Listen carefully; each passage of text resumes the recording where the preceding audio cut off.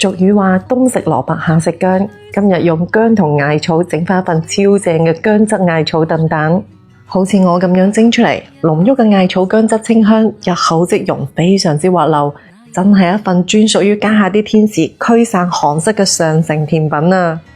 家庭版詳細做法同配比分享俾你哋，鍾意嘅姊妹們收藏起身慢慢睇啦。煲到水滾，放入1克到嘅小蘇打啦，呢個係保持顏色翠綠嘅關鍵。擺入去咗滾嘅艾葉，多啲少啲都冇所謂嘅，主要係取佢啲艾汁嘅啫。焯水10零20秒度就撈返起身，即時過一過凍水，反覆多揸洗幾次，可以有效咁去除啲苦澀同埋臭車味。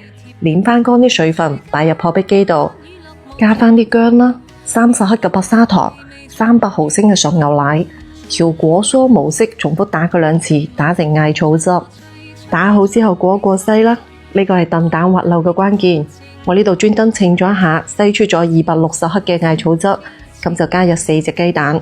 你記住，雞蛋同艾草汁嘅比例係1比1.5，咁就唔會錯㗎喇。2次過濾，夾走表面啲泡泡，倒入蒸碗度，上邊冚返個碟啦，防止啲倒汗水。全程大火蒸佢10分鐘，關火再焗多佢2-3分鐘，就咁食已經好正㗎喇。屋企有蜜紅豆嘅姊妹們可以滲返啲上去。呢個係我自己整嘅艾草丸子，任意搭配就係一份超高顏值又非常之有益嘅時令甜品啦。講得咁詳細都睇到呢度咯，點個讚鼓勵下，你都嚟試下啦。評論區等你嚟交功課。